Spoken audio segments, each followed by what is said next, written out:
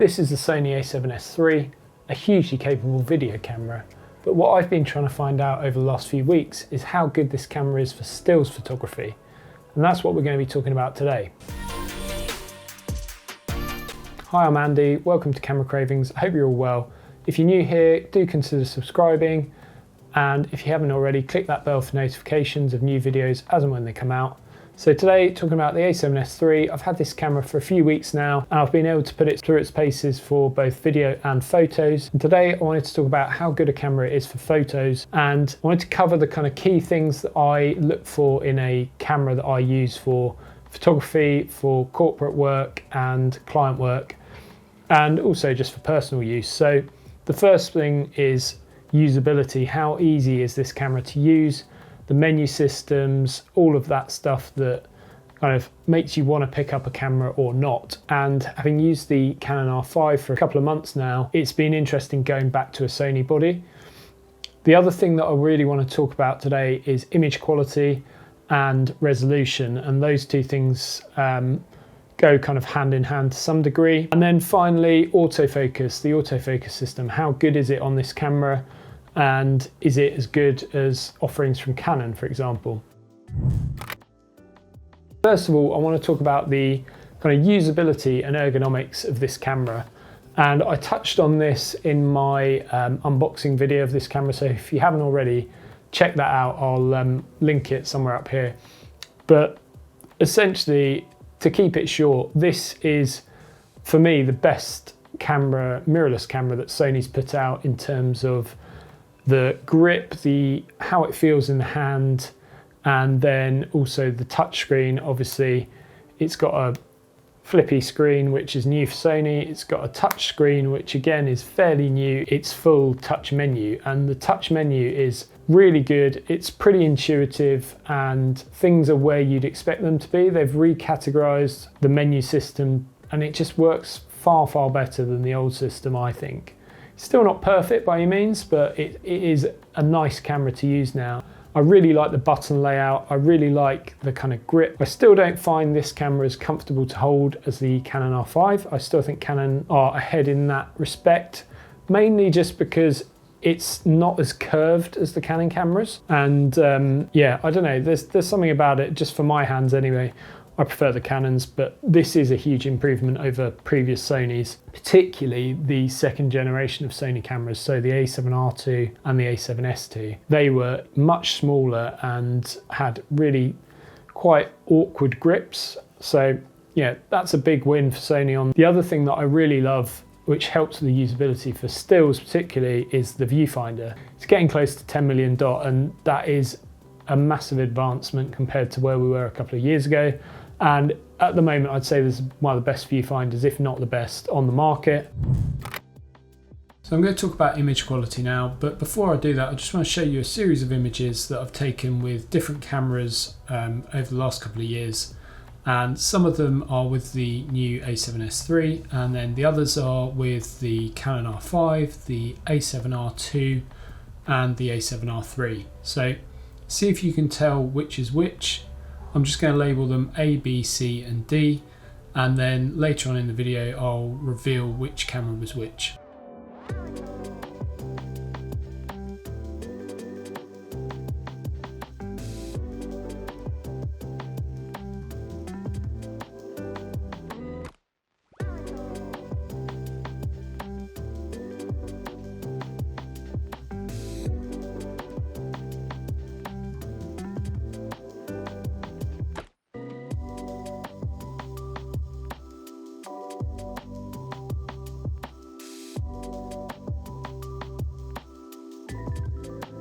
Okay, so could you tell the difference between the cameras? It's quite hard to tell, isn't it? Particularly on YouTube. I'll reveal it now, which camera was which, and then we'll jump into Lightroom, and I want to show you why I've been so impressed with the A7s III in terms of the image quality. When we talk about image quality, I'm talking about dynamic range, how well you can manipulate the raw files, what you can get out of them, how good the sensor is, whether you're getting clear, crisp, detailed images with good contrast and good colour. All of that information is critical for my work, and I'm sure it is for yours. And even if you're a hobbyist, you want that kind of information. You want to know how good the images are going to be. So let's jump into Lightroom right now. So here we are in Lightroom, and I just want to show you this image to start with, which kind of illustrates all of that stuff. So this was shot with the 70-200 f4 lens, and as you can see, there's some lovely colours in the image. This is a raw file that I've just done a bit of processing on. What I'll do is I'll just reset it. This is what was shot. It was a little bit underexposed, just to protect the sky. And as you can see, the resulting image that we've got here is really nice. And I just want to punch in, and obviously with the A7s III, you can't crop in much because you've only got 12 megapixels to play with. But when people talk about 12 megapixels, I think it is slightly misleading in the fact that you're actually getting a 4240 by 2832 pixel image, which is enough to fill, and more than fill, a 4K TV screen. So in that regard, these images are really nice, really sharp and clear, and really good contrast. Really, yeah, I've been just so impressed with the quality of the images coming off of this, and the raw files are really good to work with as well. We'll talk about JPEGs later because I have done a comparison of JPEGs with the A7R2 and the Canon R5 as well, just side by side. So just want to first talk about dynamic range. I shot some images here, again just out my back window, and purposely overexposed these. This one is with the A7s III, and then this one is with the Canon R5.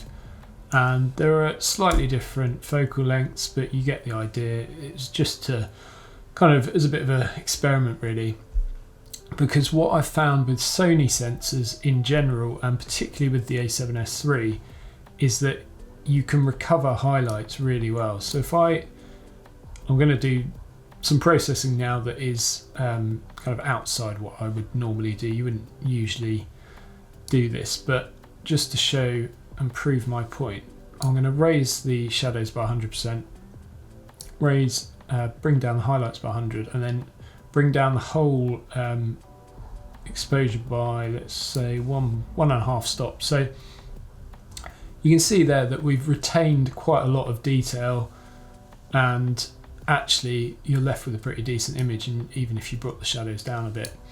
And you wouldn't necessarily actually edit an image like this at all. You wouldn't do these kind of global adjustments. What you'd probably do is much more localized adjustments with a few global tweaks as well. But clearly the Sony has a lot of dynamic range in this sensor. If I try and do the same thing with the Canon, what you'll find is by bringing those highlights down, we're still quite blown out here. And even when we come down by 1.5 stops, again, these areas around the sun are very blown out. And I've found this just generally working with the R5 over the last month and a half, 2 months.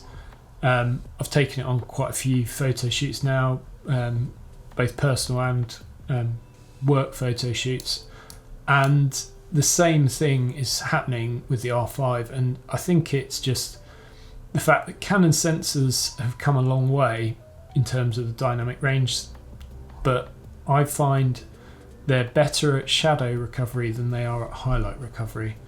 And to illustrate this, I've got the same sort of images, but I've done both exposed for the shadows, exposed for the highlights, so the shadows are dark. And what I'll do is I'll do the Canon one first, and as you can see, you can recover a lot in the shadows. And actually, if we just boost the whole exposure a little bit, and I think the Canon works better when you're exposing like that, so you're exposing for the highlights. The Sony actually is really good, I think, both ways actually, and it just shows you the kind of latitude you can get out of the files, because again, I'm doing quite drastic adjustments to these files that you wouldn't normally do, but it gives you an idea of quite what you can do with these. Now, talking about resolution and detail, obviously cameras like the R5 or the A7R III or the A7R IV have huge amounts of resolution, and the A7s III doesn't have that. But how much does it actually matter for most situations? Well, I would argue it doesn't matter that much for a lot of situations that personally I shoot in terms of I do events, I do corporate work, I do landscape photography, and occasionally I shoot some sporting stuff, but not really. I also do some product work. So I'm going to show you some product stuff. So this was a shoot I did a couple of weeks ago, and these two images were shot pretty much very similar compositions. Obviously just the items in the gift box. This is a corporate gifting firm that sends stuff to companies. As you can see, this is the, let me just check. The fact that I have to check says it all. So this is the Canon image, and obviously when I do that, you can tell it's the Canon image because you can punch right in if I do to 100%. But when you just look at them side by side like this, you know, you haven't got much extra punch in with the Sony. But in terms of these images were delivered over the web, they're not going to be printed. They're basically for the company's website to use as case studies, and then they are going to use them potentially for proposals for new clients to show what can be done. So basically these are never going to be printed, it's very unlikely. So in terms of the resolution that's required for that kind of delivery, this is absolutely fine. The Canon obviously gives you a lot more detail and gives you a lot more flexibility to be able to crop in and change the composition, but I think the Sony can still deliver, particularly if it's a second camera body and you've got another camera body like I have, and I quite often need two camera bodies for events and things like that. Not currently because of the current global situation, but other times I will carry two cameras at corporate events and other events that I do. So again, just want to show you the kind of quality and detail. This is some images I shot recently. I did a video on the GoPro Hero 8 versus the Hero 9, and again you can watch that up here somewhere. But yeah, these were shots I took for the potential thumbnail, and you can see like there's a lot of detail here. There's a lot of crisp detail in these images, and I think as long as you use good lenses with these cameras, it doesn't matter so much that you don't have 45 or 60 megapixels. Similarly, I just want to show you, I did a corporate headshots for a company the other week. So here's side by side, both these shots taken straight after each other. Obviously her expression is slightly different, but the other thing that's different is the Canon was shooting on a 24-70 lens at 70mm, and the Sony was on an 85mm just because I didn't have a 70. But you get the idea. I've cropped these roughly to make them look as similar as possible.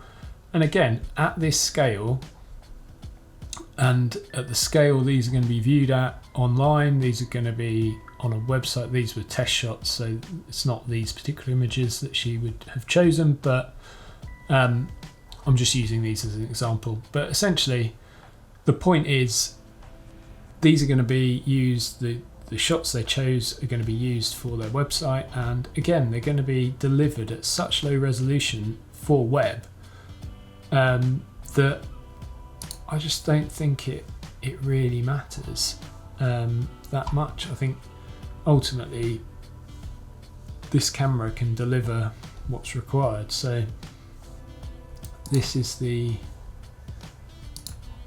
if I zoom in on both, so obviously you can tell the difference now because the Sony only goes into there.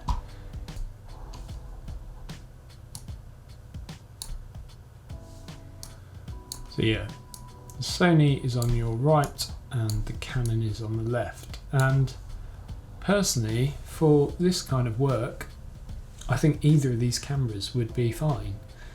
Again, these are not going to be printed, they're not going to be blown up large, and they both do an excellent job of rendering detail and contrast and sharpness and all of that.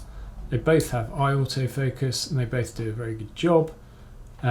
They occasionally both miss the eye perfectly, but in terms of just having a decent stills camera that also is a phenomenal video camera, I really think that the A7S III is excellent for both.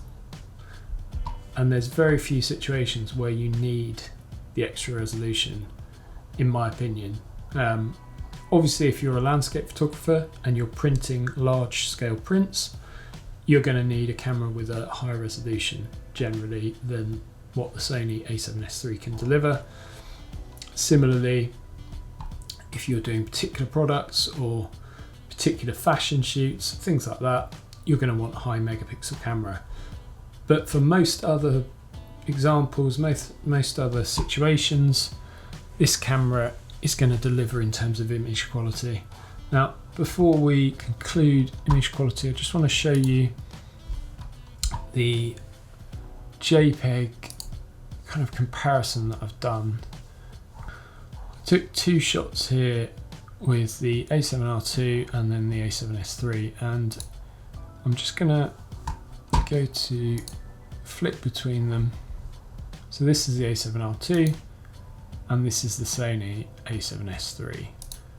And if I just flip between them, you can see that the A7RIII has that kind of green tint to large parts of the image, and these are both set on auto white balance, basically the same exposure, and they're both set to like standard color profile on the respective cameras. And you can tell that the Sony A7S III just has a much more natural rendition of colour. They're using the same lens, both shot on the 55mm Zeiss Prime 1.8 at f8, and yeah, it's weird, you don't really notice it that much on the older Sony cameras until you put it next to this A7S III, and they have massively improved the colour science, and it just looks so much more natural, and so the colours look like they should look. So that bush, for example, there, this shrub looks like that. It doesn't look like that. And yeah, again here we've got the Canon R5 here. I'm just going to cycle through these. So that's the A7S III, and then that's the A7R Mark II. So again, between the A7S III and the A7R II, there's a noticeable difference to my eye, that the colours on, for example, the wooden areas of that pergola type structure, and then in the trees as well, and on the lawn, it just looks like this JPEG has a lot more punch and contrast, and just the colour rendition is better. And again, they're taking the same lens. The Canon one is taken with a 24-70 at 55mm, so it's pretty similar. But I've found the Canon colours are much, I think there's an overall warmness that you get with the Canon colours compared to the Sony, even compared to the A7S III. And I would say some people will prefer that. The R5 was again auto white balance, standard colour, and obviously you can change the colour profiles, but I just wanted to do a quick test. And I just find that the R5 has this kind of slightly orangey magenta, not a colour cast, but there's definitely a colour tint that you don't get with the A7s III. And it's personal preference and it's subjective, and my eyes probably see colour slightly differently to yours, because we're all different, but I would say either of these looks really good. I'm going to keep this section pretty short because this video is already dragging on a bit. Basically, this is the best autofocus system that Sony has put on one of its mirrorless cameras to date. It is just excellent, really, really good. In video, it is almost faultless, and for stills, I have been similarly impressed.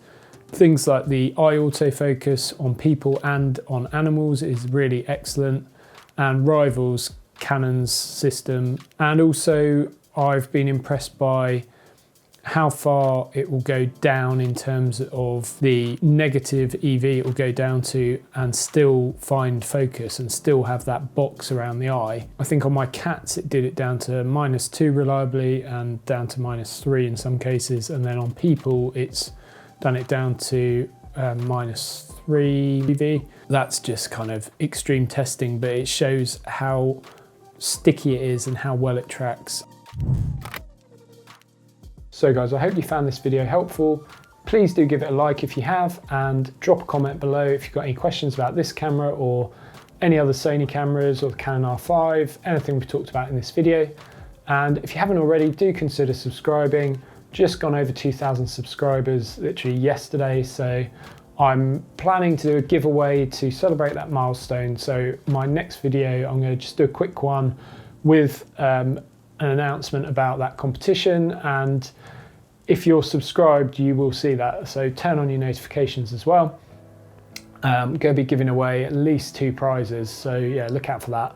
And yeah, as always, thank you so much for watching. I look forward to seeing you next time.